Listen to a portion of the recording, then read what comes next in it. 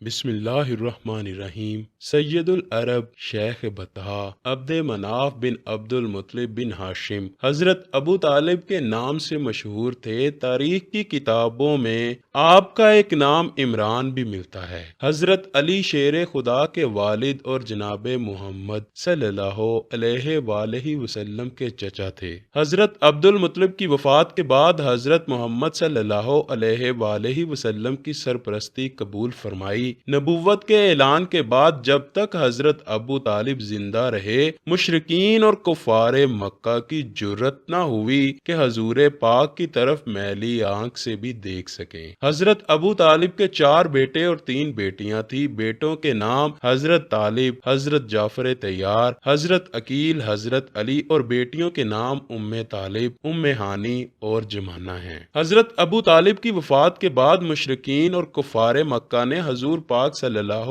علیہ وآلہ وسلم پر مظالم کی حد کر دی۔ جس سال جناب ابو طالب اور حضرت خدیجہ کی وفات ہوئی، حضور نے اس سال کو غموں کا سال قرار دیا۔ ایک دفعہ اہلیان حجاز پر قحط پڑا۔ عیسائیوں، مشرکوں، جاہلوں، بت پرست سب کے سب حضرت ابو طالب کے پاس آئے، کیونکہ وہ جانتے تھے کہ مکہ میں ان سے زیادہ کوئی بھی پرہیزگار نہ تھا۔ آ کر کہنے لگے خدا سے باران رحمت کی درخواست کریں۔ حضرت ابو طالب اٹھے اور بیت اللہ کی طرف چل پڑے۔ ان کی آغوش میں چاند سا لڑکا بھی تھا۔ بیت اللہ پہنچ کر حضرت ابو طالب نے اس لڑکے کو ہاتھ میں اٹھا کر اللہ کی بارگاہ میں باران رحمت کی دعا کی۔ دعا قبول ہوئی اور بارش برسنے لگی۔ بارش نے حجاز کی پیاسی زمین کو سیراب کیا اور مکہ کی سوکھی ہوئی وادی کھل اٹھی۔ وہ چاند سا لڑکا حضرت محمد صلی اللہ علیہ وآلہ وسلم تھے، جنہیں حضرت ابو طالب پہچان چکے تھے کہ وہ نبی ہیں۔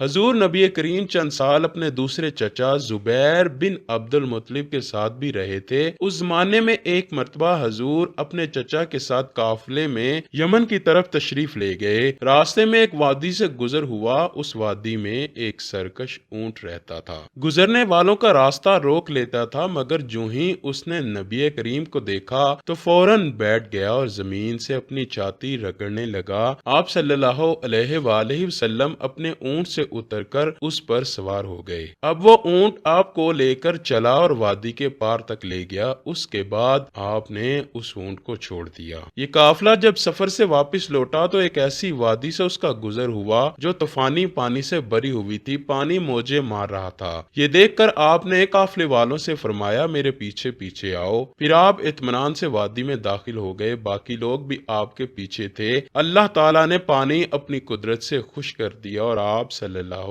علیہ وآلہ وسلم پورے قافلے کو لیے ہوئے پار گئے۔ قافلہ مکہ پہنچا تو لوگوں نے یہ حیرت ناک واقعات بیان کیے۔ لوگ سن کر بول اٹھے، اس لڑکے کی تو کچھ شان ہی نرالی ہے۔ ابن ہشام لکھتے ہیں، بنو لہب کا ایک شخص بہت بڑا کیاف شناس تھا، یعنی لوگوں کی شکل و صورت دیکھ کر ان کے حالات اور مستقبل کے بارے میں اندازہ لگایا کرتا تھا۔ مکہ آتا تو لوگ اپنے بچوں کو اس کے پاس لے کر جاتے، وہ انہیں دیکھ دیکھ کر ان کے بارے میں بتاتا تھا۔ ایک بار یہ آیا تو حضرت ابو طالب آپ کو بھی اس کے پاس لے گئے۔ اس وقت آپ صلی اللہ علیہ وآلہ وسلم ابھی نوعمر لڑکے ہی تھے۔ کیافہ شناس نے آپ کو ایک نظر دیکھا، پھر دوسرے بچوں کو دیکھا۔ فارغ ہونے کے بعد اس نے کہا، اس لڑکے کو میرے پاس لاؤ۔ ابو طالب نے یہ بات محسوس کر لی تھی کہ کیافہ شناس نے ان کے بھتیجے کو عجیب نظروں سے دیکھا ہے، لہٰذا وہ آپ صلی اللہ علیہ وآلہ وسلم کو لے کر وہاں سے نکل آئے تھے۔ جب قیافہ شناس کو معلوم ہوا کہ آپ صلی اللہ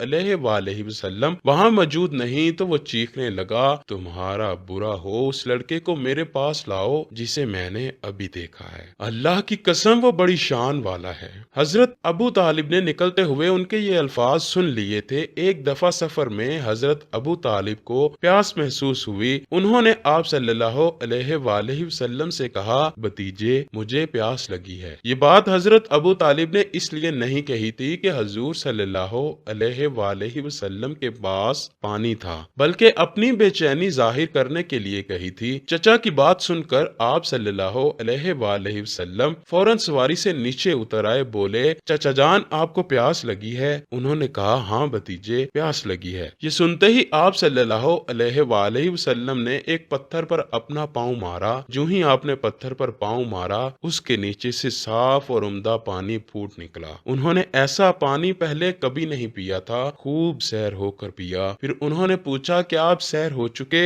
हजरत अबू तालिब ने फरमाया, हाँ। आपने उस जगह अपनी एड़ी फिर मारी, वो जगह दोबारा ऐसी खुश्क हो गई जैसे पहले थी। हजरत अबू तालिब ने तजारत की गर्ज से शाम जाने का इरादा किया। नबी करीम ने भी साथ जाने का शौक जाहिर फरमाया। बाज रवायात में है कि आप सल्लल्लाहु अलैहि वसल्लम ने जाने के लिए खास तौर पर फरमाइश की। हजरत अबू तालिब ने आपका शौक देखकर कहा, अल्लाह की कसम, मैं इसे साथ जरूर ले जाऊंगा। ये कभी मुझसे जुदा ना हो सकेगा, ना मैं इसे अपने से कभी जुदा करूंगा। एक रवायत में यूं आया है कि आपने अबू तालिब की ऊंटनी की लगाम पकड़ ली और फरमाया, चचा जान, आप मुझे किसके पास छोड़े जा रहे हैं? मेरे तो माँ बाप भी नहीं हैं। ये सुनकर हजरत अबू तालिब की आंखों से आंसू जारी हो गए। उस वक्त आप सल्लल्लाहु अलैहि वसल्लम की उम्र मुबारक 9 साल थी। आखिर अबू तालिब आपको साथ लेकर रवाना हुए, आपको अपनी ऊंटनी पर बिठाया। रास्ते में ईसाइयों की एक इबादत गाह के पास ठहरे खानकाह के राहिब ने